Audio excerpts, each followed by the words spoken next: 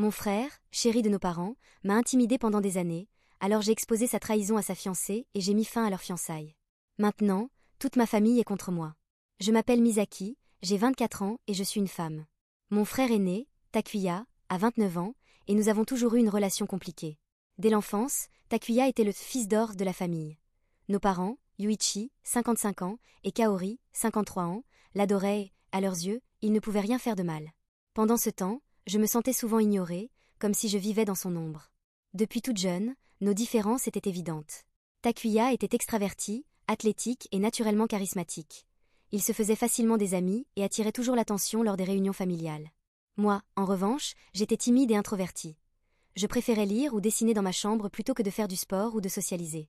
Mes parents semblaient privilégier la personnalité extravertie de Takuya et m'encourageaient constamment à être plus comme lui, à rejoindre des équipes, à aller aux fêtes et à me mettre davantage en avant. Ils ne semblaient ni comprendre ni valoriser ma nature plus calme et mes intérêts créatifs.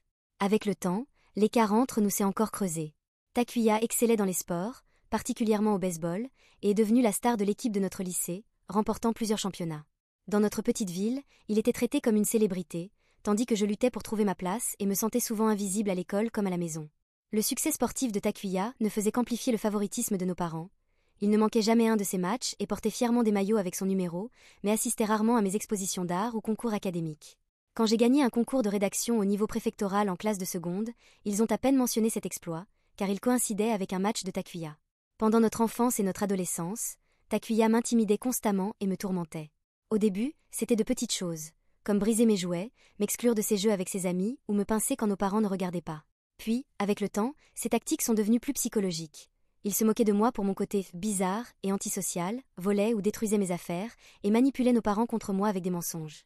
Si jamais je tentais de me défendre ou de dire la vérité à nos parents, Takuya retournait la situation pour que je passe pour la fautive. Un des souvenirs les plus marquants remonte à mes 13 ans, alors que Takuya en avait 18. J'avais économisé mon argent de poche pendant des mois pour acheter un ensemble de fournitures d'art que je souhaitais. Mais le jour où j'ai enfin réuni assez d'argent, je suis rentrée de l'école pour découvrir que Takuya et ses amis utilisaient mes nouvelles fournitures pour faire des affiches grossières pour une fête. En colère, je me suis plainte, mais Takuya a dit à nos parents que j'étais égoïste et ne voulais pas partager, et j'ai fini par devoir m'excuser auprès de lui. Nos parents prenaient toujours son parti et me disaient que je devais être plus comme mon frère. Ils me sermonnaient pour que je m'intègre davantage et fasse des amis comme lui. Me sentir aussi impuissante et sans soutien de la part de ma propre famille était dévastateur. Avec les années, le comportement de Takuya envers moi a empiré. Au lycée, il a répandu de méchantes rumeurs sur moi auprès de ses amis populaires, retournant toute l'école contre moi. Il renversait accidentellement des boissons sur mes devoirs ou livres de classe. Une fois, il a même volé mon journal intime et en a lu des passages à haute voix devant ses amis, me couvrant de honte. Finalement, après tout cela, j'ai décidé que Megan, la fiancée de Takuya, méritait de connaître la vérité avant de se marier avec un homme aussi manipulateur et trompeur.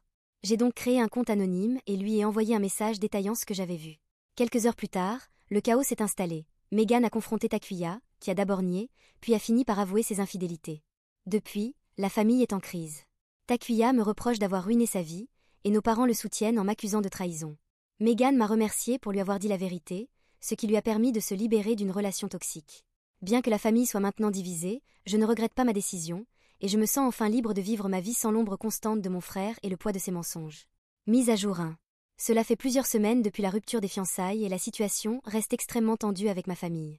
Takuya m'envoie des messages remplis d'insultes, alternant entre essayer de me culpabiliser et me menacer. J'ai fini par bloquer son numéro pour avoir un peu de paix.